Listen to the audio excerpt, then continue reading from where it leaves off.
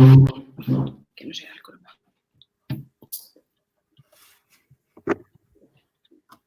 A ver, ¿y nosotros podemos ver las preguntas aquí al lado? ¿A la derecha? A la derecha. Vale. Vale. Estamos ya, ¿no, Sergio? Víctor. Hola. Pues buenas tardes, ¿no? Hola Vamos a todos. adentro. Venga, buenas tardes. Vamos a empezar con este experimento que los compañeros de Fisio Confinada y el comité organizador del Congreso de Fisioterapia de este año 2020 pues nos han dado esta posibilidad de participar. Ana, que es ahí ya pionera en este sistema dentro de la situación esta excepcional que tenemos, pues ha dado un paso al frente y a mí como el tema también me gusta mucho. Y se tienen que animar todos los demás ponentes del Congreso. Súper importante. Muy bien. Vamos a intentar mantener una situación de normalidad dentro de esta excepcionalidad de la alarma. Y yo creo que es una buena idea pues intentar mantener ahí estos contenidos ahí online, estos debates que podamos hacer en directo porque pues, nos permiten ahí interactuar. No solamente estudiantes, ya veo que hay gente, sí, ya veo que hay gente ahí, compañeros de otras promociones, profesionales. Claro. Bienvenidos, por supuesto. Bueno, a mí, Ana, ahora nos presentamos, pero yo creo que cuando esta mañana me ha mandado la invitación la presidenta del Congreso, sabe que este tema a mí me gusta, me apasiona desde hace ya muchos años, el tema de las tendinopatías, la rotuliana en particular, pero el tema de las tendinopatías, pues porque tiene ahí un misterio detrás todavía y es un reto tratar al paciente cuando viene con una tendinopatía, aunque pensemos que a veces hemos alcanzado ya muchos hitos, ¿no? Cuando salió el protocolo de Atkinson ya pensamos que era la salvación. La salvación. Y después vino la EPI ya pensamos que era la salvación y siempre un poco... Yo era de esas, Sergio. Yo, cuando empecé a formarme en invasiva, que fue justo el año cuando acabé la carrera, todo era EPI. Sí. Todo. Bueno, nosotros cuando empezamos a hacer, en el 2000, pensamos que, bueno, teníamos el hielo, el Cirias y un poco más, y un poco la muletilla de, lo siento, pero esto es crónico y se quita con el tiempo, ¿no? Exacto. Y al final te das cuenta que todas las herramientas que tengas te van a ayudar a resolver más rápido la tendinopatía. Pero yo era lo que les comentaba un poco en la presentación, que el tendón necesita carga. Y para que un tendón se recupere, tenemos que saber cómo aplicar esa carga y cómo dosificarla. Si no sabemos hacer eso, da igual todo lo demás. Exactamente. A veces, yo creo que nos hemos centrado muchas veces en técnicas, en intentar hacer técnicas desde el punto de vista más pasivo, ¿no? Yo te hago, yo te pincho, yo te pongo. Exacto. Pero creo que hay una parte que tú comentabas ayer en el tema de las cargas, de la gestión de esas cargas, que yo le aplique o le paute como fisioterapeuta, y luego yo te quiero hacer luego una pregunta, a ver cómo tú lo manejas con los pacientes, con esa carga invisible, porque hay una parte de carga que muchas veces no son los ejercicios que le ponemos nosotros, sino es por lo que hace el deportista o el paciente en su día a día, porque hablamos de deportistas así inicialmente, pero hay muchísima gente que es sedentaria y que vemos que tiene patología en el tendón. Exacto. Y sí. Me preguntaron esta mañana, la mayoría de las preguntas iban un poco relacionadas con esto, ¿no? ¿Cómo dosificas la carga? ¿Cómo sabes la carga que le tienes que aplicar a ese tendón? ¿Cómo sabes si te has pasado de carga o no? ¿Cómo le monitorizas el dolor? Vale, todo esto es complejo, pero bueno, tenemos medidas, aunque sean un poco subjetivas, que nos ayudan a controlar todos esos parámetros. Sí. Y en cuanto a las escalas, que ahora después tú nos puedes explicar un poquito de la VISA-P, que me han preguntado sobre ella. Bueno, yo no sé si están preguntando por aquí y no estamos contestando. Sí, vamos a contextualizar un poco aquí el tema primero, así damos un poco de tiempo a que la gente se anime. Pero bueno, esto que yo les explicaba lo de la escala NPS que yo la utilizo en clínica. Totalmente. Para saber un poco cómo el paciente, igual le manda un protocolo de cargas que yo creía que estaba perfecto para ese paciente y me he equivocado totalmente porque la semana siguiente ha venido con mucho más dolor, con mucha más hipersensibilidad y resulta que la que lo he hecho mal soy yo, no es el paciente. El paciente ha hecho todos los ejercicios como tenía que hacerlos, pero yo le he dicho que se aplique una carga superior a la que ese tendón era capaz. Sí. Yo creo que este es un tema además que es interesante discutirlo aquí, pero es que es de actualidad máxima. En octubre teníamos, y hablo en pasado porque lo vamos a cancelar, el sexto simposio internacional de tendinopatía en Valencia, que es una reunión que se hace cada 2 años a nivel mundial y donde se junta la gente para intentar hablar de aspectos de este tipo que están ahí todavía pues con mucha variabilidad, con mucha incertidumbre. Y una parte importante viene por este tema del control de las cargas, ¿no? Creo que ahora nos podemos centrar un poquito más adelante en esto también.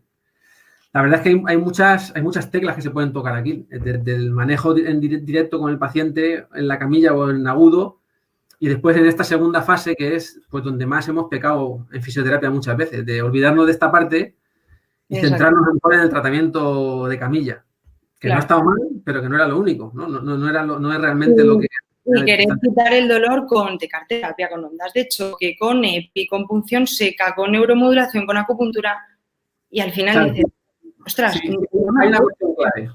Tú has planteado una cuestión clave. Tú dices, yo utilizo la escala en la analógica del dolor, ¿no? Porque se supone que el dolor ahora mismo es de lo poco que podemos tener como síntoma de progresión de la carga. Exacto. Hay una historia que están haciendo en Málaga y yo creo que es bastante novedosa.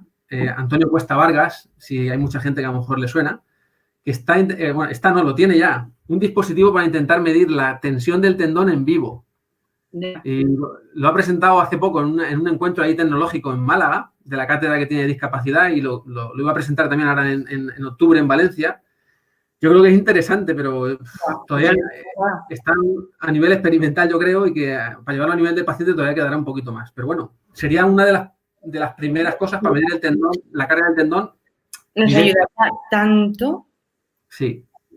Lo que pasa es que la pregunta era por esta, ¿no? Si el dolor es el síntoma que tenemos básico de progresión en la carga, igual que las lesiones musculares, a veces me surge a mí la duda de si medidas analgésicas que estamos tomando, como por ejemplo cuando aplicamos neuromodulación o ondas de choque, a veces no nos están dificultando o enmascarando un poco el síntoma ese de progresión que tenemos en tal. Digo porque hay que hacerlo a veces con cabeza y explicarle al paciente cómo son las cosas, porque quizás esa reducción del dolor la puede tomar como permitirle luego hacer más carga. Y a veces eso no es...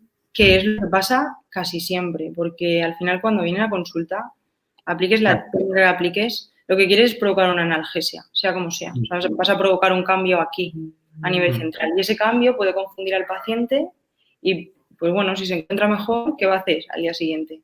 Pues me voy a correr. Si llevo 3 semanas sin correr, me voy a correr. ¿Cómo vas a estar al día siguiente? No te vas a poder mover. ¿Y cómo manejáis vosotros eso en clínica? Porque yo muchas veces cuando explico estos temas en la universidad, me gusta poner como ejemplo un modelo que se llama EduRep, ¿no? Donde la parte de educación va al principio. Y yo digo, antes de hacerle cualquier técnica, hay que educarle porque si no es que tú lo has dicho claro. Cuando baje el dolor, la gente va a decir a correr o a entrenar o... A ver, esto para nosotros en clínica privada es más fácil, yo creo, porque tenemos mucho más tiempo con el paciente. Sí. Yo si quiero estar hora y media, puedo estar hora y media con el paciente. Perfecto. Porque seguramente esté 40 minutos explicándole qué es el dolor. O sea, yo para mí en mis tratamientos, sea un tendón, o sea una rotura, o sea lo que sea, es muy importante que el paciente entienda por qué le duele y de dónde viene ese dolor y si ese dolor va a desaparecer o no. Ay, mira. Sí, el ilicitano, el fisio ilicitano. Estamos hablando con esto. Sí.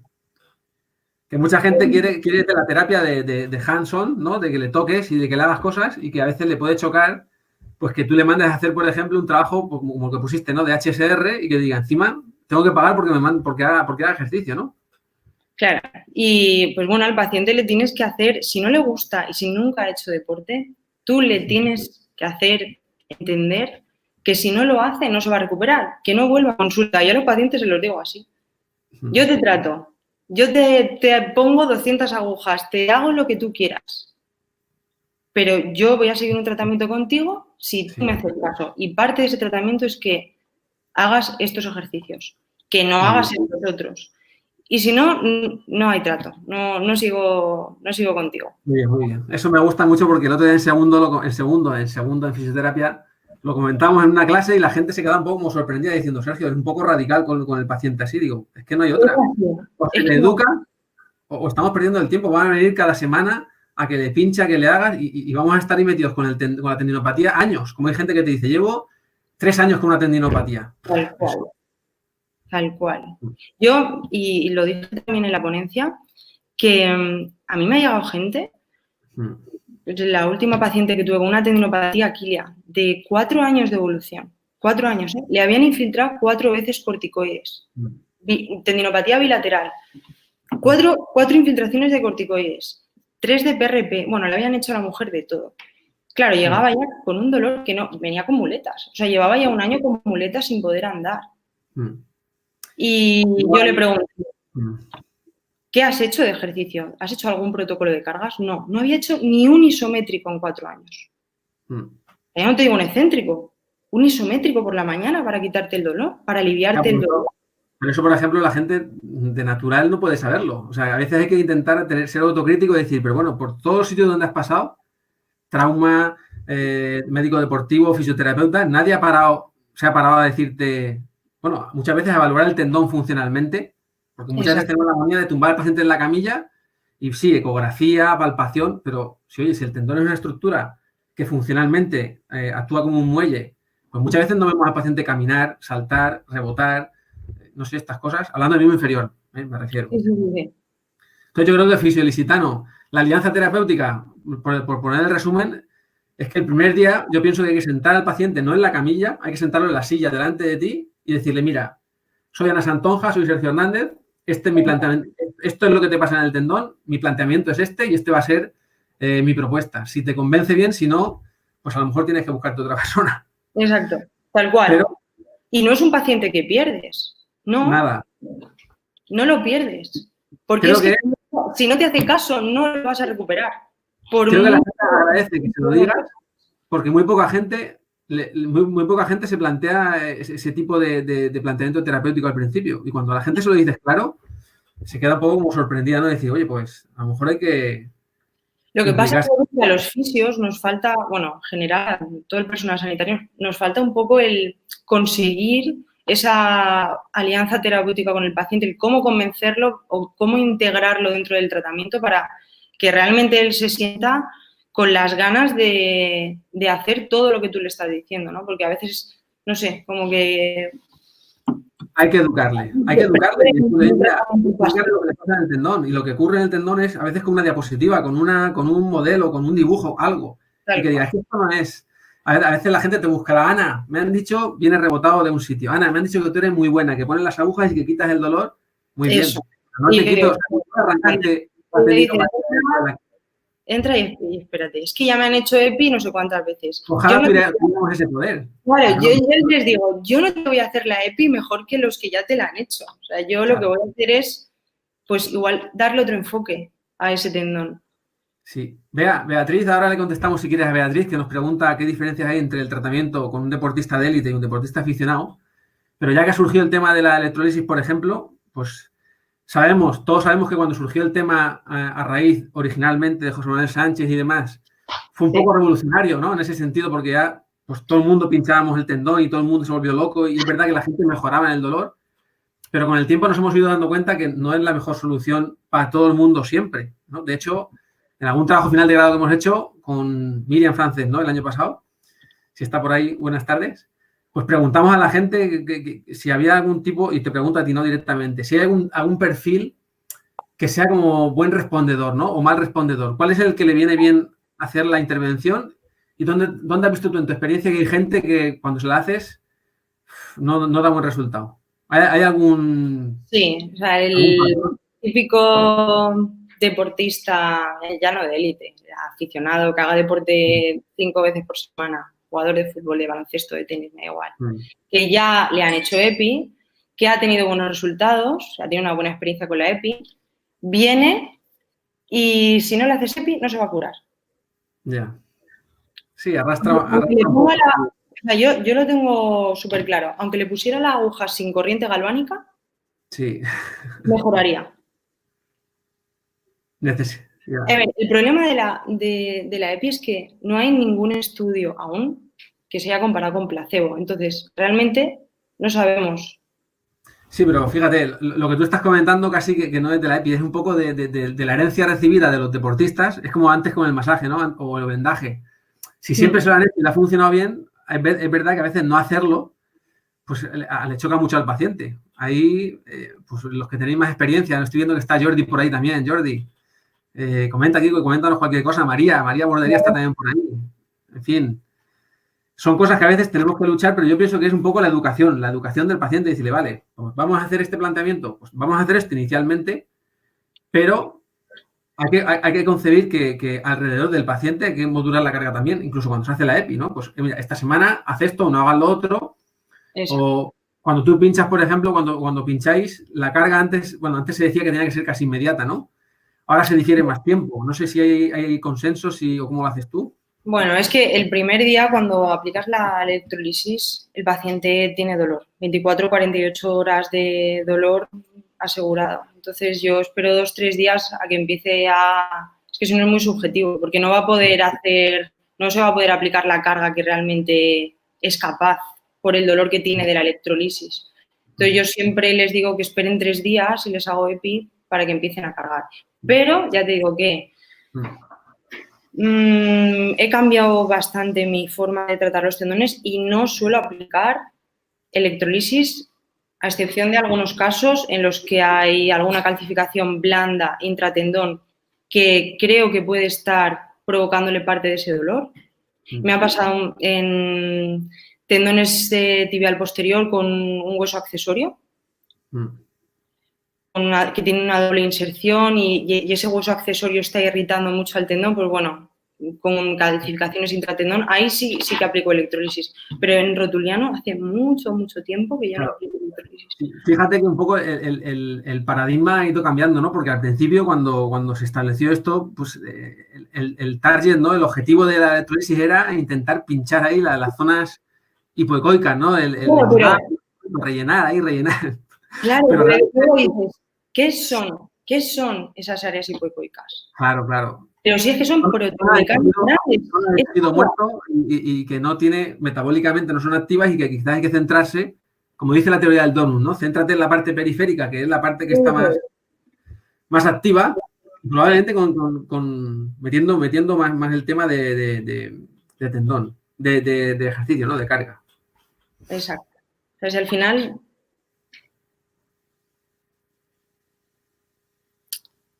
Ya, sí, es que, pues lo que dice Miguel.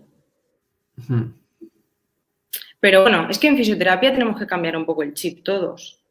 Y nos tenemos que poner las pilas en investigación. Lo que no puede ser, a mí me da igual, yo no me caso con ninguna técnica, yo las uso todas y... Sí. Y lo que no podemos decir es, esta técnica es la leche porque a mí me ha ido muy bien. No. Eso no es ciencia. Sí.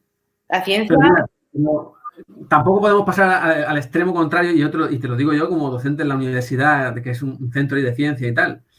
Quizás ponerse en el extremo radical de la evidencia puede ser peligroso también, porque en fisioterapia y es muy difícil con dos técnicas, ¿eh? Exacto, que sí, Entonces, es muy complicado. Es cierto que no se puede hacer las cosas sin tener una evidencia clara, pero cuando hay a nivel empírico cambios que tú ves que se pueden plantear y que quizás si se buscan de forma adecuada se podrían evidenciar, pues es cierto que eso nos ha permitido avanzar en algunos momentos, ¿no? Muchísimo. Y la electrolisis y todas las técnicas invasivas y la ecografía han hecho que los fisios demos un paso de gigantes. Increíble. O sea, ha cambiado nuestra forma de... La forma en la que nos ven otros profesionales sanitarios, porque al principio solo éramos los que dábamos los masajitos y ya. Y ahora, pues bueno, yo creo que ya empiezan a conocernos más, saben que aparte de hacer terapia manual, aplicamos muchas más técnicas y bueno, esto... Sí, sobre todo empezamos a trabajar mucho con datos que son... Empezamos a registrar más datos, a intentar jugar con parámetros un poco más estandarizados, más objetivos, porque antes íbamos un poco por la sensación del bien, está mal. Ana me ha hecho cosas que me va bien al tendón, pero nunca sabemos si ese me va bien, que es que estoy más feliz con mi vida, que tengo menos dolor, que salto más aunque tenga el mismo dolor, que puedo jugar. Exacto. Sí. Deli, tú decías que si el paciente que viene pidiendo con electrolisis que se la hagas y que no, si puede influir negativamente en el tratamiento. Puede ser que sí. Yo creo que eso requiere una base de machacar y de educación y de estar ahí cambiándole la mente, porque si no al final jugamos en contra de un paradigma que es solo funciona el electrolisis o solo funciona en la parte externa, no lo que yo haga. Y eso a veces hay que cambiarlo con educación, no hay otra historia. Claro, es muy importante. Sí. Vale, el programa de gestión de carga primaria es Sí. la carga. Guille, esa es buena. Guille Benito molto. No, y Benito, sí. Primamos la magnitud antes que el tipo de contracción. Yo creo que ya hay bueno, Ana, perdón. Adelante. Yo te comento luego una cosa que tengo ahí en mente. Sí, di. No, que hay ya trabajos, por ejemplo, como el de Magnusson, ¿no? En el 2014, que nos dice que no es tan importante el tipo de contracción que se haga, sino como el volumen de toda la carga que se aplique. Lo digo porque hay veces que planteamos el programa de ejercicio como, no, tiene que ser excéntrico. Y de hecho, Alfredson, cuando lo planteó en el 2000, dijo que solamente se hiciera la fase excéntrica. Claro. Y luego hemos visto que eso realmente no tiene un efecto tan claro, ¿no? Depende también. Cuando nos encontramos ante una tendinopatía reactiva, un tendón muy doloroso de 2 semanas de evolución, a este paciente no le puedo pedir un excéntrico. Que no te lo cargas. Te lo cargas como nos hemos cargado tendones todos. Yo cuando le he mandado a gente series de 3 series de 12 repeticiones 2 veces al día y la gente te decía, oye, es que voy peor, Sergio. Y yo decía, pero no puede ser. Si este tío publicó aquí resultados de que esto iba de maravilla. Pero claro gente sedentaria que no hace ejercicio, meterle ahí series de excéntrico a tope. Claro. Pues yo, mira, este tipo de pacientes con tendones muy dolorosos de un tiempo muy corto de evolución, le digo, vale, ¿qué estás haciendo? Porque lo primero que tengo que saber es qué está haciendo. ¿Qué ejercicio estás haciendo? ¿Cuál ha sido tu actividad estas 2 semanas? Vamos a bajar actividad todo lo que podamos. Sí. Y haz isométricos 5 veces al día, 40 segundos. Sí. Y en una semana vas a estar mejor. Y te digo, ¿en serio? Sí, vas a estar mejor. Y cuando están mejor flipan, porque es que realmente han sido ellos mismos los que se han autotratado. Pero es que ese tendón reactivo no necesita mucho más. Eso abre otro melón importante. A ver, no necesita mucho más realmente. No necesita ni siquiera que estés manipulando el tendón ahí, ni que estés trasteando el tejido que está irritado, ¿no? Puedes tratar muchas otras cosas para mejorar función, está claro. Sí. Pero ese tendón, con dosificar la carga, sería suficiente. Mira, lo que tú comentabas del tendón reactivo, ¿no? Y del isométrico. Eso, modular la carga muchas veces es quitar el exceso de carga. No es ni siquiera aplicar una carga adicional, ¿no? Sino quitar el exceso de carga. Pero lo que tú comentabas del isométrico de alta intensidad y de larga duración, es abre otro melón porque se conoce, ¿no? Como el TNT, ¿no? El Tendon Neuroplastic Training, que es no solamente generar un efecto de carga en el tendón o en el vientre muscular, sino a nivel cortical. Ya sabemos que ese efecto del isométrico de larga duración es capaz de reducir la inhibición cortical. Exacto. Ahí está, la clave. ¿Y te hacen caso los pacientes o no? Sí, generalmente sí. Es que soy muy pesada. Soy muy pesada. Yo sé que en estos isométricos quizás el efecto es más al ser más agudo, ¿no? Al hacer esas cinco repeticiones de isométricos de larga duración, ven que hay una reducción tan aguda del dolor que quizás sea más fácil hacerte caso. Claro. Pero en la carga a largo plazo entiendo que ahí es más complicado, porque el paciente... Es más complicado. Y lo más complicado es saber o dosificar bien la carga para ese paciente, porque es lo que te decía antes. Igual le pautas los ejercicios con X carga y te has pasado, o no ha sido suficiente y no ha experimentado ningún tipo de mejora. Ya, pero es que, ¿sabes qué pasa? Que hoy en día es muy difícil ajustar la carga en un parámetro que le venga bien en un porcentaje muy alto. Es verdad que a veces tiene que ser ensayo-error. Te pongo esto, a veces me quedo corto, pues subo, si a veces me paso un poco, me bajo un poquito más, pero ¿cómo monitorizas tú la evolución de la carga? Yo lo que intento hacer en clínica, el primer día que llegan, cuando acabamos la sesión, nos vamos al gimnasio, tenemos pesos y si en la primera semana va a tener que hacer tiene que conseguir una 15 RM, pues vamos probando pesos hasta que llegue a esa 15 RM con el peso que necesita. Y más o menos que intente ajustarse ese peso durante esa semana y ya lo vamos modificando semanalmente.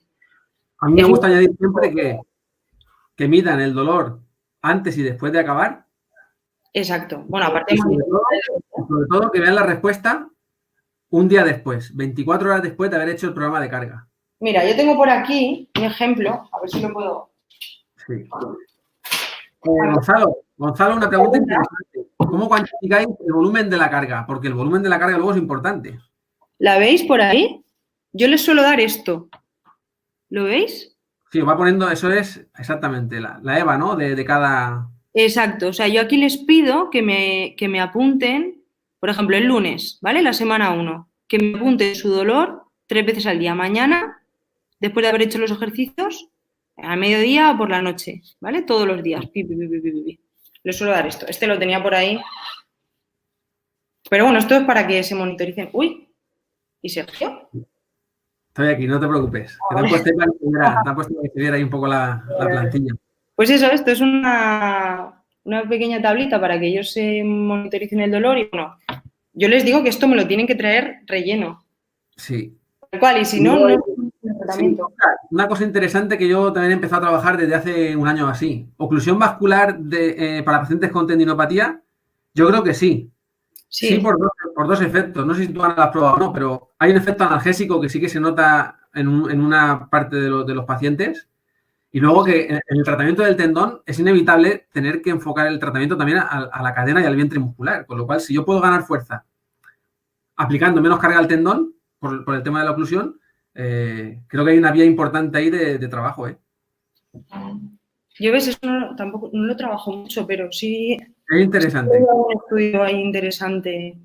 Sí. Y luego hay muchísima evidencia que está detrás, no del trabajo en el tendón, más en el trabajo muscular, ¿no? Y está el profesor Jeremy Loeneke, que está ahí trabajando en ese sentido. Dio la última charla que dio en la conferencia del Barça Innovation, fue sobre el tratamiento de la tendinopatía utilizando oclusión vascular. O sea que se está abriendo por ahí un campo interesante. Vemos algunas preguntas, ¿no? ¿Alguna pregunta más? Pero, bueno, por cerrar esta parte de oclusión, fisio-ilicitano, oclusión vascular es trabajar ejercicios de fuerza muscular con un manguito que esté generando reducción de la perfusión venosa y, por tanto, se puedan generar adaptaciones de esfuerzo, de hipertrofia, con una carga bastante más reducida de lo que se haría en condiciones normales, ¿no?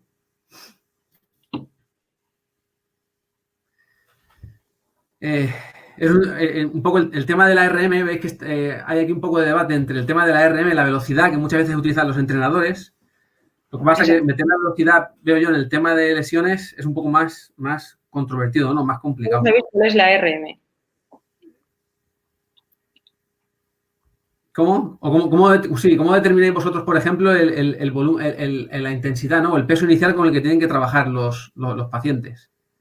Yo tengo pesos y entonces si quiero que consiga o que llegue a su 15 RM, pues tengo que ir probando a ver con qué peso. No sé si hay alguien por aquí conectado que sea de educación física, que seguramente mucho más de esto. Eso es, algún entrenador. A ver. Sí. Se van mezclando aquí un poco las preguntas también. Sí. Los entrenadores lo valoramos en base a pérdidas de rendimiento y velocidad. Sí, eso por ejemplo, exacto. Eso por ejemplo, el rendimiento está... Lo ideal sería que esta parte la hiciera un entrenador en la clínica.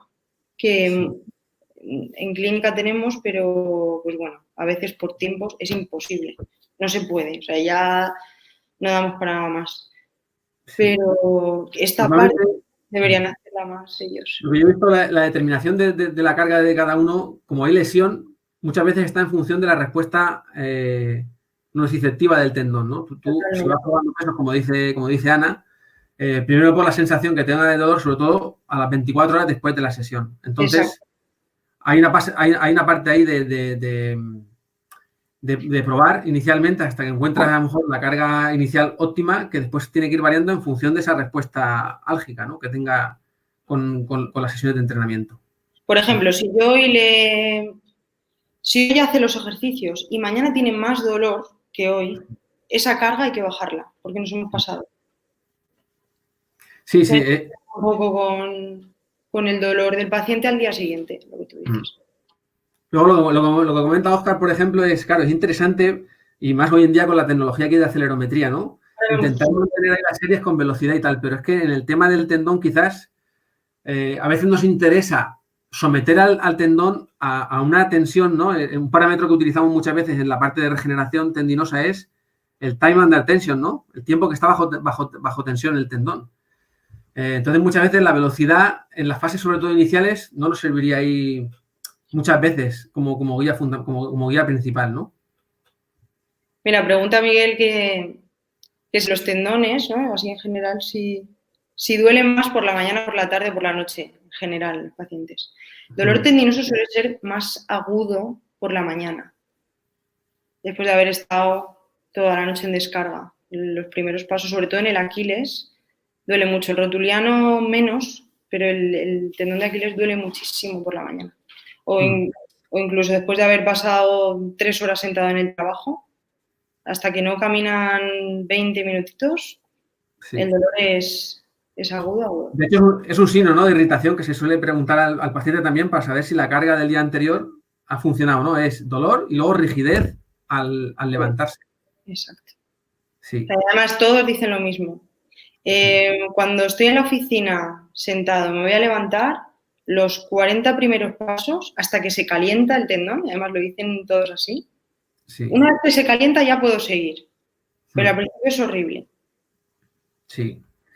Luego, fíjate, Deli, tú decías, con la oclusión vascular, ¿el tendón recibe la misma carga?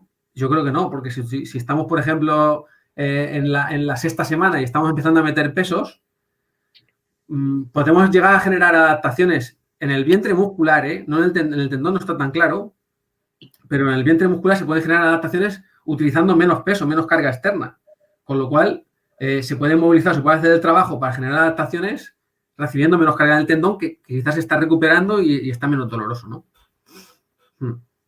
Está claro, Joaquín. Más adelante, ¿no?, en las fases finales, lo de trabajar con un muelle es un poco la tendencia que tenemos que tener, porque es realmente la naturaleza del tendón, ¿no? Almacenar energía cinética, transformar la energía mecánica, elástica.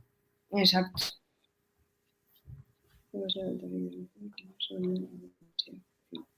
Cristina, ¿por qué no tratar una calcificación dura con una EPI? Pregunta Cristian.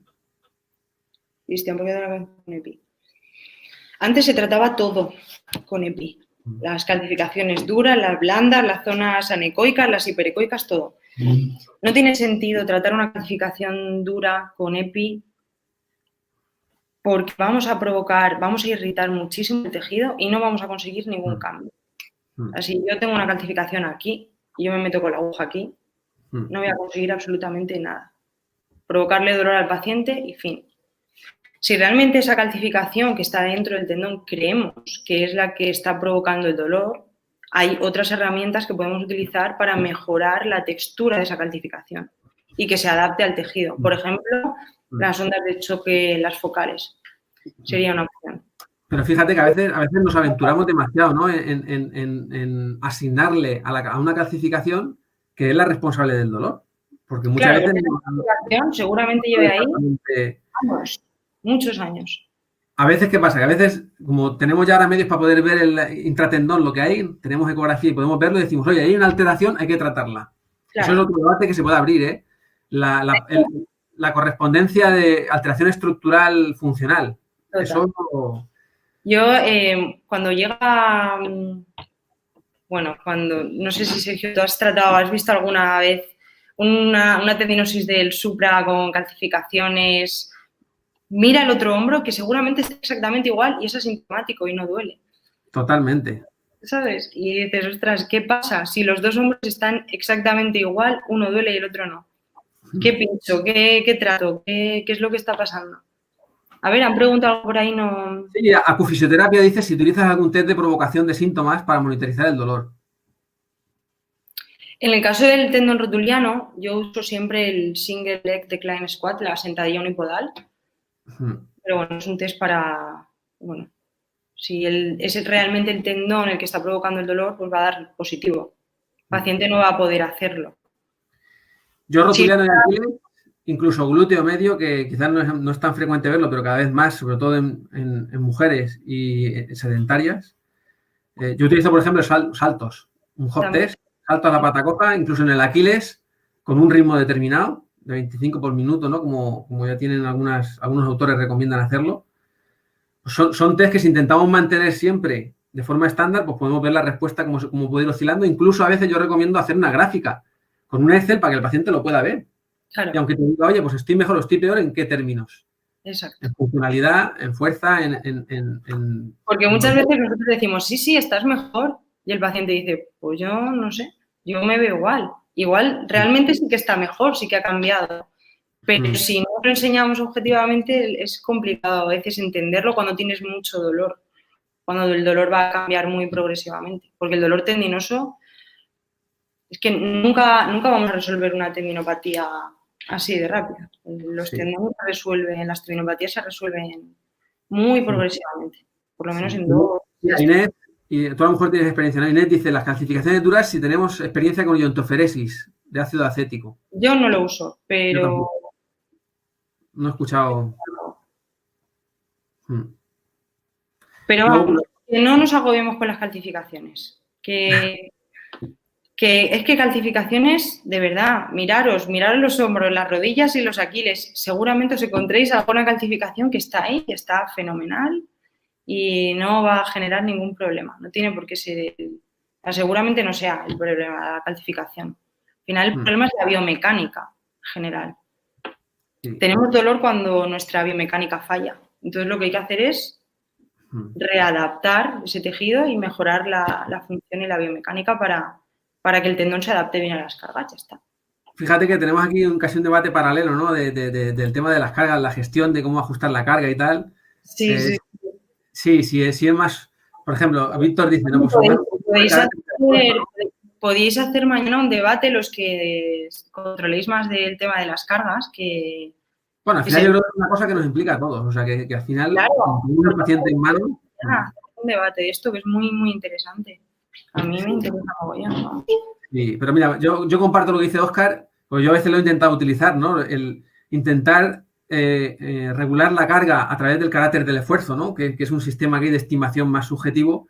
Y es verdad que si la gente, tú le dices, oye, haz 10 de 15, como si el máximo que pudieras aguantar fueran 15. La gente a veces le cuesta. No está 3 de 10, 3 de 10. ¿no? 3 series de repeticiones.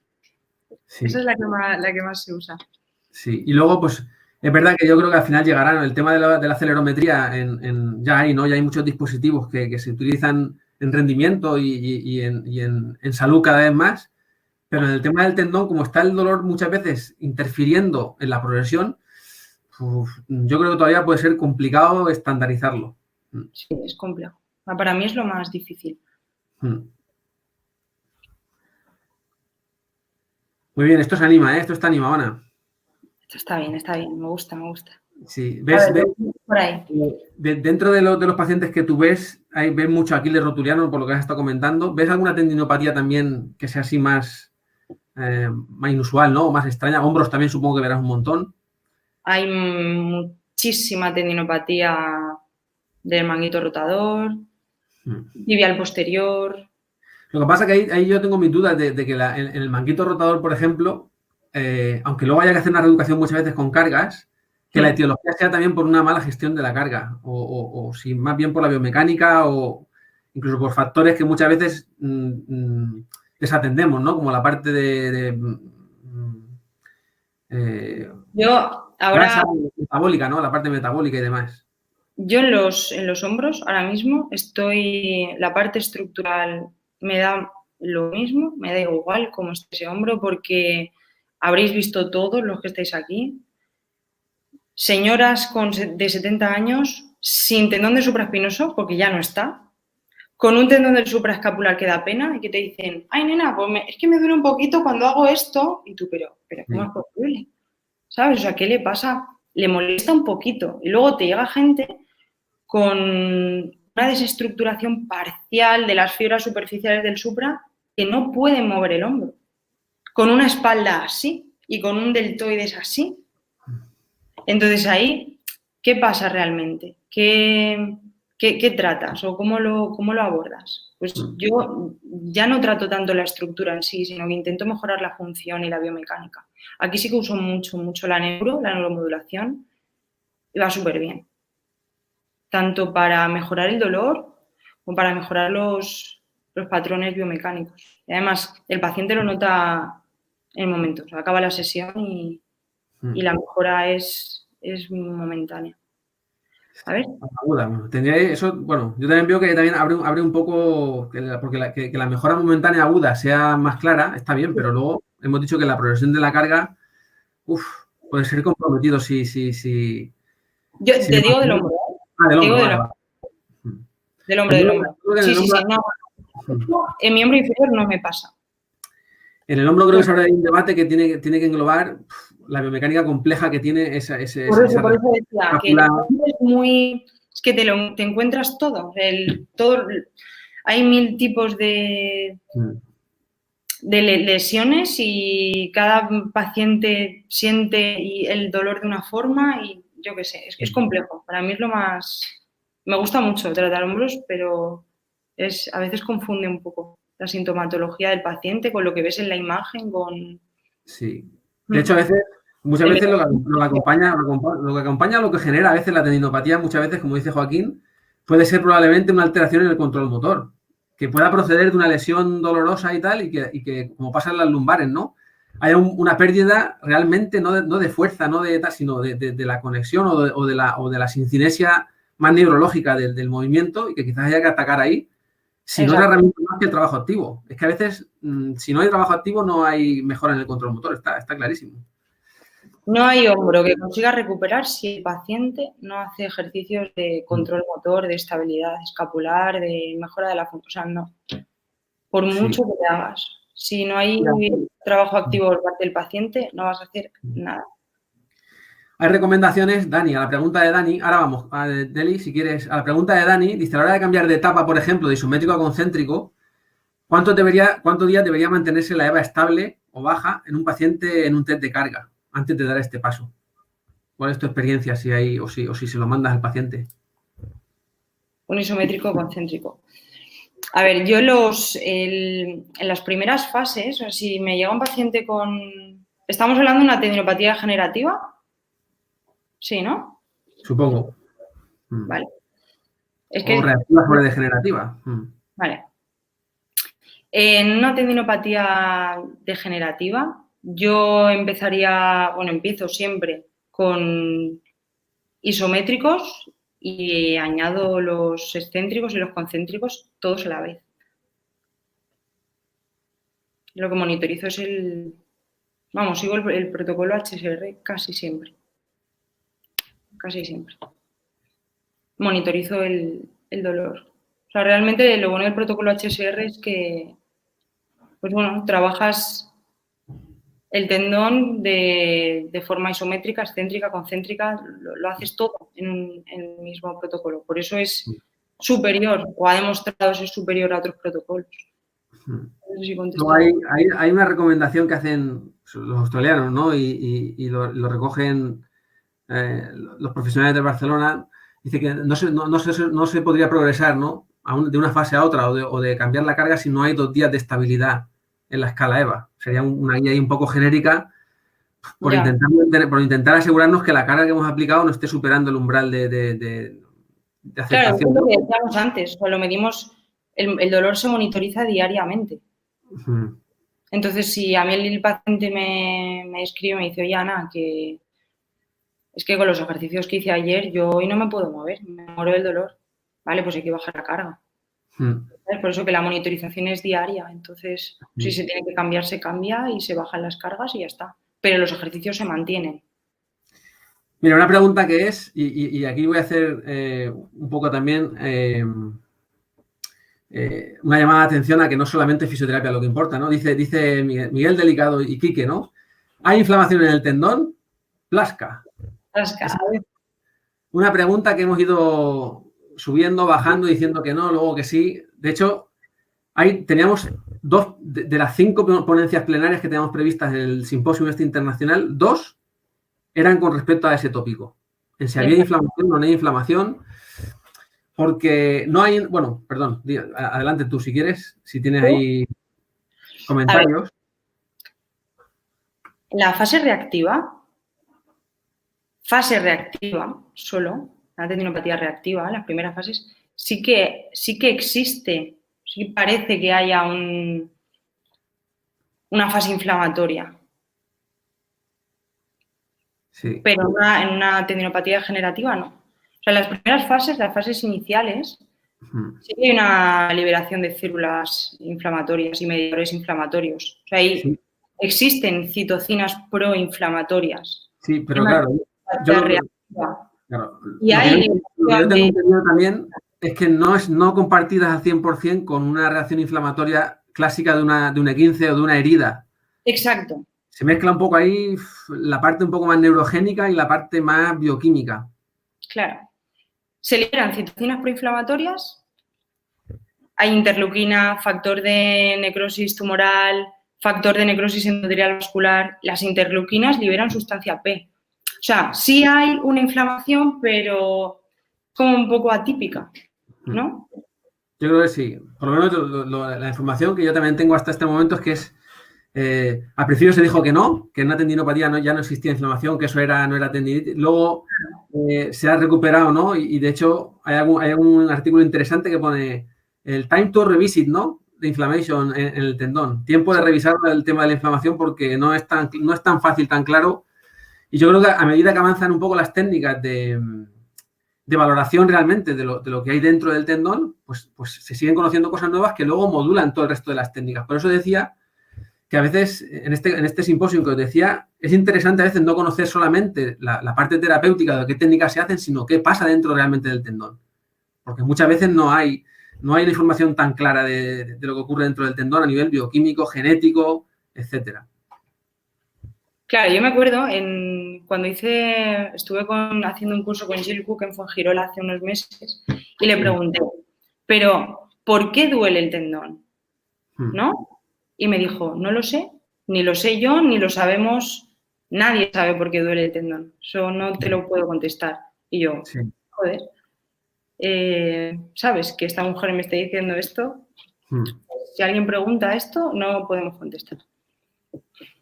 De momento. Bueno, probablemente lo más seguro es que haya un conjunto de factores que estén generando el dolor y que no es tan fácil a veces como... Es una citoquina, porque si no sería muy fácil meter ahí un fármaco bloqueante de las no sé cuántos y quitar el dolor. No es tan fácil. Sí, y que pueda haber pues, factores, dice Joaquín, ¿no? Acedo, inmunológicos y genéticos. Y en la parte genética sabemos que cada vez hay más nucleótidos, ¿no? Son polimorfismos que nos hacen más vulnerables a ciertas personas que a otras. Hay gente que tienen ciertos polimorfismos genéticos en algunos genes que le hacen tener más predisposición a tener lesiones en el hombro, o lesiones en la rodilla o en el cruzado. Y eso no lo contemplamos hoy en día como una realidad, pero en mujeres, nosotras tenemos más estrógenos, vamos siempre a tener una tendencia mayor a sufrir tendinopatías, por ejemplo. Pero bueno. Bien, y luego tú has visto, a ver, dicen Alejandro, Zaragoza, ¿qué tal? En la segunda etapa del tendón, cuando se está realizando ejercicio, ¿no? Tipo HSR, como un protocolo, pero hay más programas, ¿no? Que se pueden implementar. Se puede implementar. ¿Cuánto tiempo puede ver al paciente? Hay 1000.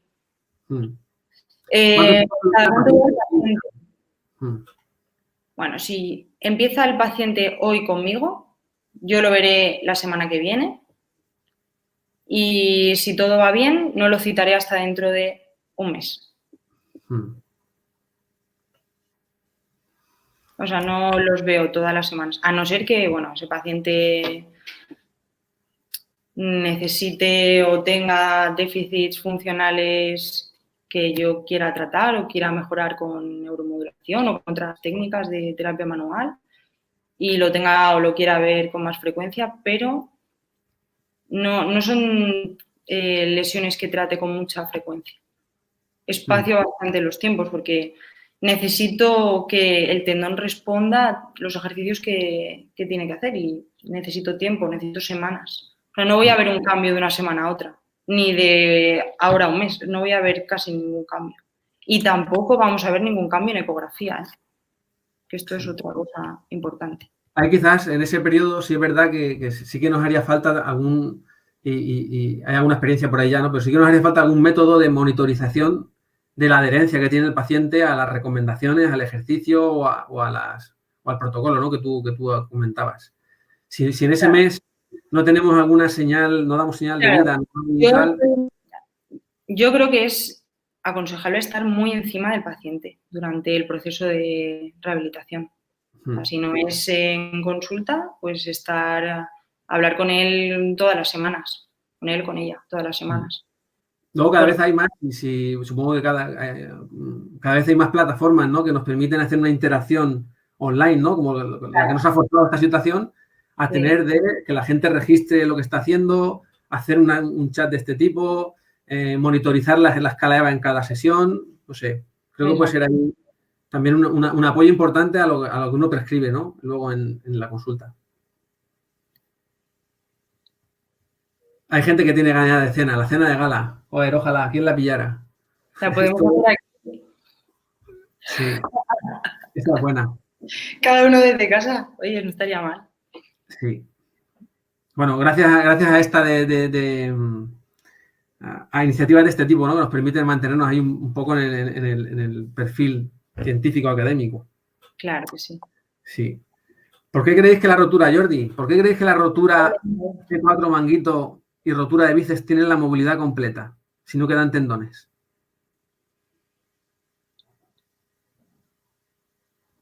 Que esto es una cosa muy típica, ¿no? Que vemos sobre todo en gente de ya mayor, 50, 60 años, ¿no? Que tiene rotura del tendón, que ni siquiera a veces se ha dado cuenta, pero claro, sí tiene cierta limitación. Exacto, como lo que te decía del supra antes. O sea, al final tenemos mecanismos de compensación y si tu biomecánica es más o menos decente, pues bueno, aunque no una estructura te falle, tienes otras.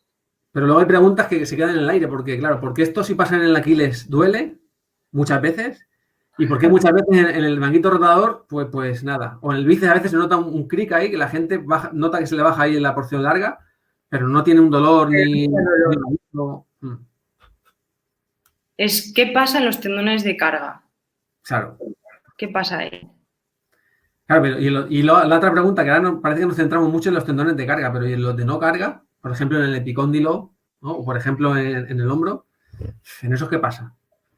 O en la pata de ganso, que bueno, siendo de carga es un poco distinto, ¿no? A los demás que estamos hablando. Sí.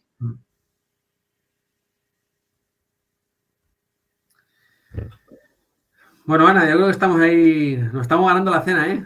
Estamos aquí con un debate intenso, Llevamos ya casi una hora, ¿eh? Sí, con bastantes preguntas. La gente se sigue manteniendo ahí, ¿no? Tenemos 65 espectadores y yo creo que esto, sábado por la tarde, tener aquí éxito, ¿no? Muy bien, muy bien. Mañana hacéis otro debate, ¿eh? Claro, luego ahí tenemos un debate paralelo, ¿no? Casi en el chat, porque es verdad que se abren tantos frentes aquí que a veces es difícil, ¿no? Encauzar la discusión. Y es que yo creo que esto refleja la realidad del tendón. Es que hay todavía muchos debates abiertos y que, por tanto, muchas intervenciones terapéuticas pueden fallar porque no sabemos realmente qué está pasando en el tendón. Claro, hay tendones, decía Deli, hay tendones que tienen inervaciones diferentes en los de arriba o los de abajo. Pues es probable. Y que eso tenga una causalidad luego o un efecto sobre la lesión, pues probablemente también. Pero es que no lo conocemos. Claro. Podemos, no sé, intuir, pero a ciencia cierta no sabemos. ¿Por qué? Sí. Luego, claro, la otra parte es, vosotros hacéis, ya que hay gente preguntando un poco por el tema de control motor, ¿tenéis estandarizado en miembro inferior o miembro superior, ¿no? ¿Algún tipo de examen o de valoración en el tema de control motor? Porque Paula nos dice, sería interesante meter ahí un estudio de EMG para Pues ver participación de la musculatura en tema de control muscular. claro que sí. Súper interesante. A mí me encantaría poder hacerlo en clínica, pero es que al final, aunque trabajéis en clínica privada, es que se nos queda corto el tiempo. Con un paciente que puedes estar una hora y en esa hora te tiene que dar tiempo a preguntarle, a explicarle, a valorarle, a tratarle y ya pues otro al siguiente. Sí, el problema es el tiempo muchas veces. Pero claro que sí, sería súper interesante. Bueno, nos daría mucha información. Normalmente la gente, mira, una pregunta, si damos también luego tiempo a la gente para que siga viniendo a hacer más preguntas. Normalmente la historia de la gente que suele venir a tratarse contigo, gente que tiene tendinopatía, ¿cuál suele ser? Suele ser gente rebotada en muchos sitios, que ha pasado mucho tiempo, que ha tomado fármacos, que ha probado otras cosas. A ver, llega de todo. Llega gente, pues bueno, que ya le han dicho que su tendón no se puede tratar, que lo siguiente es una cirugía y que no haga nada, que no se mueva. Me da una rabia cuando me llegan y me dicen esto, yo, pero ¿cómo que no? Pero si es lo primero que tendrías que haber hecho, si te hubieras movido desde el principio, no estarías así. ¿Sabes? Que es el problema. Claro, como me duele, no me muevo. Y encima el médico me dice que no me mueva y me inyecta un corticoide, me deja cao, me deja muerto. Y ese es el perfil generalmente que llega. O, pues bueno, que hayan recibido tratamientos convencionales de fisioterapia, ultrasonidos, masaje, Sí. infrarrojo y magneto, 200 sesiones, pero ¿cómo vas a mejorar? Si igual hacen eso y además te ponen a hacer un protocolo de ejercicios, pues bueno, seguramente mejorarías. No sé si por lo primero, por lo segundo o por el conjunto, pero el problema es que muchas veces se hacen cosas sin sentido. No sé. Si es que, además, Joaquín lo está apuntando, si es que realmente el debate está en saber por qué duele el tendón, porque es que es muy difícil a veces atacar ese problema si no sabemos por qué duele. O incluso a veces tener el dolor como síntoma de monitorización cuando no sabemos si realmente acompaña o no al daño estructural o a la regeneración a nivel estructural, ¿no?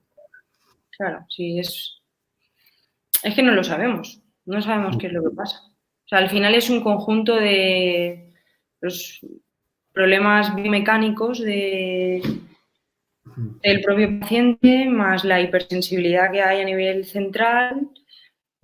Pues bueno, además si ha tomado estatinas, fluoroquinolonas, si ha estado recibiendo tratamiento de quimioterapia, si es que afectan tantas cosas, todo eso puede hacer que... Porque verás muchas veces pacientes que no te digan, no, yo es que entreno, no, sino a lo mejor un señor, una señora que tiene 60 años o 50 y los que sea y te dice, oye, a partir de tal me duele el Aquiles y me levanto con rigidez y quizás... Sí, sí, y no ha hecho nunca, vamos, no ha hecho una sentadilla en su vida y le duele. Pues hay que ver por qué le duele.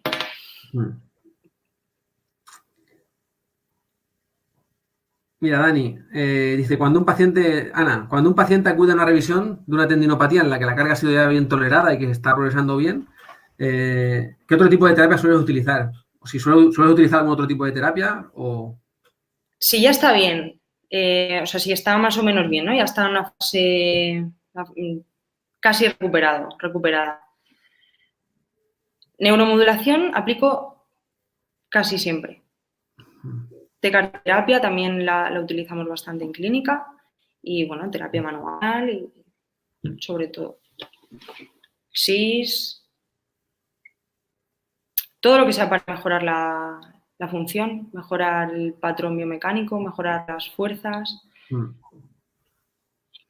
Yo creo que dentro de la gestión de las cargas y por lo que dice acufisioterapia, si se evalúa el rango de dorsiflexión del tobillo y los déficits, ¿no? Que como pueden estar generando una sobrecarga en el tendón, ¿lo soléis hacer?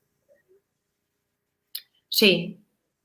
No siempre. A ver, al final intentas hacer una valoración lo más completa posible, valorando toda la cadena, porque es importante todo para gestionar bien la carga. Es que eso es un punto importante. Casi siempre, en la mayoría de patologías de miembro inferior, En la segunda sesión, o sea, la primera pasan conmigo y en la segunda casi todos pasan por el podólogo, la Pero mayoría. fíjate que cuando hablamos de gestión de las cargas, a lo mejor estamos pensando en protocolos de carga, HSR, oclusión, no sé, isométricos, tal. Pero es que una gestión de la carga puede ser perfectamente liberar una flexión dorsal limitada. Porque es Totalmente. gestionar una sobrecarga que está asumiendo el tendón rotuliano si el paciente, por ejemplo, o el deportista salta al vóley o está haciendo atletismo o sale a correr. Porque se está Exacto. generando más estrés de flexión en el tendón, ¿no? Mira, yo de hecho en muchas tendinopatías aquiliares reactivas, llevan igual 2, 3 semanas con dolor, simplemente con una alza pequeñita, la ponga durante 2 semanas y el dolor mejora muchísimo. Igual no al 100%, pero se reduce a la mitad. Entonces ya es más fácil para nosotros trabajar sin tanto dolor. Una forma de quitarle carga al tendón. Sí. Dice Yael, buenas. Si creemos que con un cambio en la gestión de la carga es suficiente para restablecer el funcionamiento normal en un tendón que sea reactivo. ¿Dónde está esa pregunta? No me aparece por aquí. Sí, ahora no la ponen ahí. Si crees que simplemente un cambio en la gestión de la carga puede servir para restablecer el funcionamiento normal de un Sí, tendón reactivo. sí, claro. Yo creo que en un porcentaje alto también. Y de hecho, el no manipular, muchas veces el tejido es lo que también hace que... Claro, a ver, somos fisios y yo qué sé. Y de hecho, a veces, fíjate, voy Fuera a de- abrir un poco a veces un melón que hay gente que no le gusta escucharlo, pero Claro, o a sea, veces el hecho de estar... tenemos que saber que yo puedo citar al paciente muchas más veces, pero tengo que saber que igual con una vez que lo cite va a ser suficiente. Ya eso queda cada uno Pero que... fíjate que cuando se le cita 3 días o 2 días en una semana, hacerle terapias pasivas estarán bien o pueden tener un efecto, pero indirectamente, a veces sin pensarlo, lo que estamos haciendo es también gestionar la carga. Porque muchas veces cuando vienen al fisioterapeuta, están como reduciendo su carga, que también tiene un efecto positivo. O que a lo mejor es lo que tiene el efecto positivo o más positivo. Sí, Eso a sí. veces no hay que dejarlo como de lado, ¿no? Y luego que hay pacientes que necesitan venir, Sí. y simplemente hablando con nosotros van a mejorar y eso lo habréis visto también. Hay pacientes, sobre todo con fibromialgia y con patologías así un poco más complejas, que solamente entrando a la consulta ya está, ya les duele menos. Nos metemos, si quieres, en la parte un poco más de invasiva, ¿no? El tratamiento, como ponía en el título, invasivo ecoguiado, ¿no? Creo que hemos hablado de algo de esto, pero dice Joaquín Acedo, ¿no? Dice, ¿tiene sentido pinchar un gap? Ya hemos dicho que no mucho, porque realmente estamos pinchando en tejido, pues probablemente que no sea ni metabólicamente activo, ni... Y si vemos que no regenera esa zona, mejor interfase. Pues, hemos dicho que probablemente lo que ya demuestra la evidencia es que la zona periférica, ¿no? La zona que está circundando a la región central es la que está metabólicamente más activa y que yo creo que por ahí va el cambio de paradigma. Claro. Y de hecho yo creo que es donde tiene efecto muchas veces el ejercicio, ¿no? En la parte periférica, la parte sana. Y en la interfase, sí, la puedes abordar. De hecho, era lo que comentaba, ¿no? La interfase entre la interfase profunda del rotuliano y la grasa de Hoffa, pues muchas veces ahí vemos restricciones, limitaciones que dificultan un poco la biomecánica. Si tratamos, podemos mejorar un poco ese deslizamiento, pues igual es más fácil que el paciente haga los ejercicios y le duela menos. ¿Que podría mejorar sin hacerlo de la misma forma igual? Podría. Pero bueno, yo si veo que ahí existe una limitación, la trato, claro, sí. Sí. Pues nos dice Cristina Benito, que si puedes explicar a nivel fisiológico el porqué de las frecuencias que utilizas al hacer neuromodulación según si los nervios son motores o sensitivos. Vale, cuando queremos tratar un nervio sensitivo, lo vamos a tratar siempre con alta frecuencia, ¿vale? En función de las fibras que queramos estimular. Fibras A delta, A delta o C. Y los nervios motores los vamos a estimular siempre a baja frecuencia. Pero bueno, está aquí que por aquí. Está por aquí. Eso a nivel fisiológico, si queréis que lo explique bien a alguien, que lo explique Quique Velasco, Fran o Raúl, que son unos cracks en esto, te lo pueden explicar súper bien.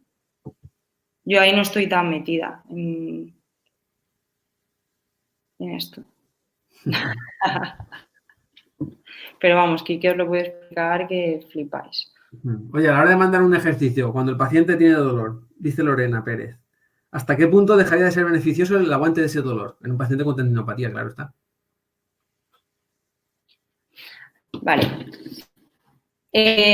Siempre va a haber dolor al hacer los ejercicios, sobre todo al principio. Pero debe ser un dolor que no supere un 5 o 6 en la escala EVA. Porque no, si supera este nivel de dolor es que no va a poder seguir haciendo los ejercicios. Esa suele ser la recomendación y luego suelen añadir, ¿no? Los australianos les gusta mucho lo de y si al día siguiente claro. no aumenta en la escala EVA, no aumenta la rigidez. Esto ha tenido sus altibajos. Hay gente que al principio, pues, Carwin, Stanis decían que el ejercicio tenía que ser doloroso, tenía que haber ejercicio excéntrico doloroso. Luego otros autores han estado ahí un poco en contraposición a esa postura.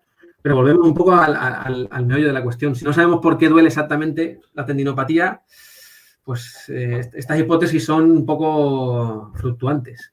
Exacto. Igual hoy decimos esto y dentro de 2 años o dentro de 2 meses tenemos que cambiar. Pero bueno, nos adaptamos, no pasa nada. Si no hay nada, si es lo que mola de esto, que hay que ir cambiando y nos tenemos que ir adaptando a lo que nos diga la evidencia y...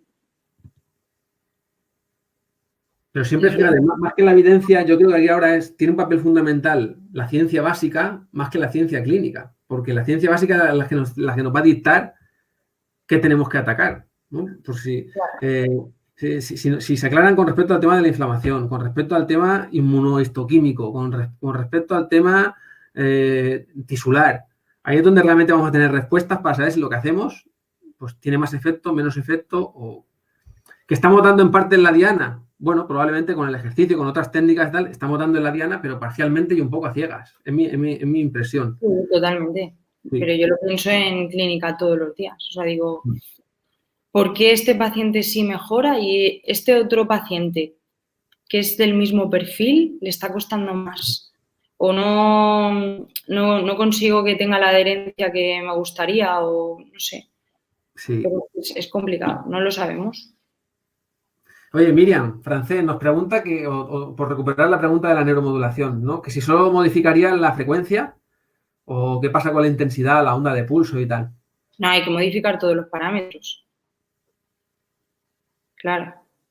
Además, EPTE ha sacado ahora un nuevo aparato que yo no lo he usado aún, no lo tengo, no lo tengo en clínica, lo acaban de sacar hace poquito, y te permite ajustar muy, muy bien, con muchísima precisión, todos estos parámetros.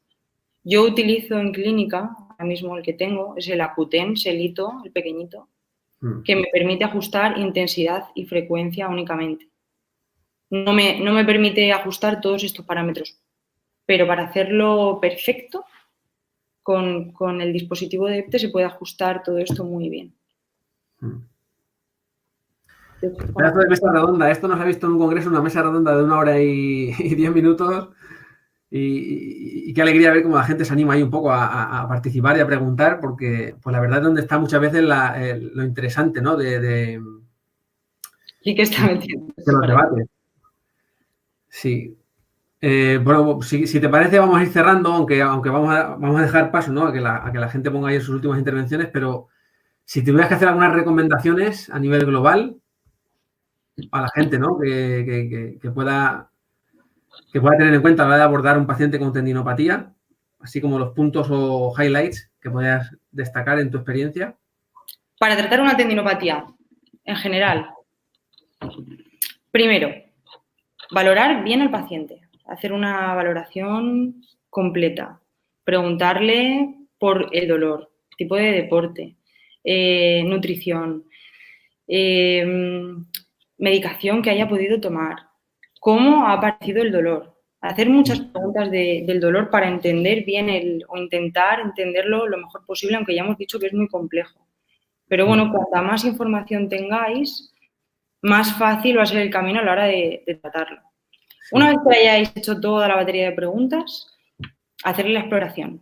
Hacer una exploración biomecánica, ver cómo camina, pedirle en el caso del rotuliano, ver cómo hace una sentadilla, ver si puede hacer un salto a la pata aguja, si puede hacer una sentadilla a una sola pierna, ver cómo se comporta toda la cadena biomecánica, ver qué déficits funcionales pueden haber, intentar corregirlos. Tenéis herramientas para poder hacerlo. Hacer retest después de la sesión, ver si habéis conseguido cambiar algún parámetro. Aplicar los tratamientos invasivos de terapia manual o lo que consideréis para mejorar un poco la bioquímica de ese tendón, si consideráis que lo necesita. Y después explicarle muy bien al paciente cuál es el protocolo de cargas o los ejercicios que debe hacer, por qué. Insistirle muchísimo en que si no los hace, no se va a recuperar, porque la evidencia que tenemos, la única evidencia que tenemos es que los tendones mejoran con carga. Un tendón necesita carga para poder recuperarse. Sin carga no vamos a conseguir nada. Todo lo demás que hagamos va a estar muy bien y nos va a ayudar y nos va a acelerar el proceso de recuperación, pero si el paciente no hace los ejercicios, no va a mejorar, nunca. O igual mejora y recae. Que en ese sentido ya hay que abrir una vía de comunicación, de coordinación y de aprendizaje, ¿no? Con la gente de ciencias del deporte. Exacto. La gente que hace actividad física, una cosa que nosotros en tendinopatías no tenemos mucha costumbre de hacer es monitorizar monitorizar la ratio de carga aguda crónica, ¿no? La gente que lleva un entrenamiento prolongado o que es deportista ya habitual, pues esto quizá en ciencias del deporte está muy, muy claro, cómo controlar y monitorizar la carga y ver si nos estamos pasando en una semana con respecto al mes anterior, con el tema de las medidas arbitrarias y demás. El deporte lo controla muchísimo más que nosotros. Sí, pero yo creo que en fisioterapia, si estás tratando a un paciente, por lo menos, y es un poco lo que yo también intento a veces en clases decirles, ¿no? Que hay que intentar hacer el esfuerzo en no preguntarle, ¿haces deporte? Sí, no. ¿Qué deporte haces? ¿Cuánto entrenas? ¿Tienes algún tipo de tabla de seguimiento? ¿Te están siguiendo la carga? Si no, intentar estimarla de forma controlada. Pues si está haciendo RPE, si está haciendo no sé cuánto, si lleva un reloj de estos de inteligente, ¿no? Que hoy en día es más fácil. Claro, yo creo que la idea es intentar, para tratar un tendón, ser lo más objetivos posibles a la hora de hacer el tratamiento para que nos sea más fácil a nosotros el saber si nuestro paciente está mejorando o no y si no lo está haciendo, ¿por qué? Porque si tenemos un control del dolor, si sabemos lo que el paciente está haciendo y lo que no está haciendo, para nosotros va a ser mucho más sencillo. Porque igual el paciente me está diciendo, sí, he hecho los ejercicios, pero igual los ha hecho una vez a la semana. Vale, no ha hecho los ejercicios. Por eso no ha mejorado. O sea, no es por mí, porque mi parte está bien hecha. La que no está esa es un poco una reflexión que hacíamos al principio, ¿no? La carga oculta. ¿Cuál es la carga oculta que no se puede preguntar ni registrar y que a veces el paciente te dice, ¿has ido a entrenar? Y a lo mejor te dice que no y resulta que sigue de entrenar y está peor porque ha ido a entrenar. Y claro. tú dices, bueno. ¿Has ido a entrenar? No, solo he corrido media hora. Vale, has corrido media hora, has entrenado. ¿Te tocaba entrenar esta semana? No. O sea, ¿te tocaba correr? No. Te tocaba correr dentro de 3 semanas, ya te has pasado ya. Esa media hora, a lo mejor el paciente no lo considera entrenamiento, ¿no? Te dice, no, es que he ido solamente a trotar. Una persona que corre 20 kilómetros al día, o media hora, sí, es el calentamiento, pero es carga. Muy bien, Ana. Pues yo creo que este debate está bien porque si se queda corto es intenso y deja muchas ventanas abiertas que si dura mucho el confinamiento podemos seguir aquí abordando ya por orden. Este primer tema ha sido un poco, este primer encuentro ha sido un poco metralleta porque hemos disparado mucho. Ha estado genial, me ha encantado. Pero espero que estos días os animéis y a todos los demás ponentes hagáis esto, que tenemos un montón de horas libres, desgraciadamente. Muy bien. Para poder aprender. Pues, muchas gracias por prestarte aquí a intentar remontar el congreso de forma online, porque claro que sí. Fue una pena tener que tomar la decisión de cancelar y anular, pero, en fin, a día de hoy pues, está claro que la decisión fue más que justificada y que, bueno, pues si podemos intentar que este tipo de encuentros y de ponencias nos mantengan ahí en el hilo, científico y de nuestro interés, pues agradecido siempre a los que os prestáis a este tipo de intervenciones. Claro que sí. A los que habéis estado asistiendo y participando y preguntando Muchas gracias a todos, de verdad. Ha sido muy guay, ¿eh? Y por supuesto, pues a la gente del comité organizador y a la gente de Fisio Confinada, que al final, pues yo voy a decir los nombres, ¿no? Víctor, Sergio, Manu, al final son los que nos facilitan este tipo con la tecnología, pues este tipo de encuentros, porque al final todos estamos en el mismo barco y que, pues estar hablando de esto aquí hoy es importante. Yo creo que para mantener un poco todas las que están detrás de la red del Congreso, que lo han movido muchísimo, Lucía y todas las combis que bueno, son las que ponen todas las historias y las que le han dado un poco de bombo a esto. Muchas gracias. Que se queden muchos frentes abiertos, yo creo que es interesante porque esto quiere decir que el tema está ahí candente, está todavía con muchas cosas por avanzar y yo os invito a que, como estaban mandando, ¿no? Papers de Miguel y Quique, pues que al final esto nos obliga a estar leyendo, a estar actualizados, a intentar ver qué ocurre dentro de esta estructura un poco tan misteriosa y tan resistente y que al final pues es lo que nos da muchas veces la batalla en la clínica. Exacto. Así que, pues bueno, muchas gracias a todos por participar. Gracias. Ana, encantado de verte, encantado de saludaros a todos y hasta la próxima que tengamos, que se irá anunciando pues por los diferentes medios y en las redes sociales. Muy bien. Que tengáis un funcionamiento lo más agradable posible y que por lo menos la mente se ocupe en momentos con este tipo de eventos. Esto va a pasar rápido.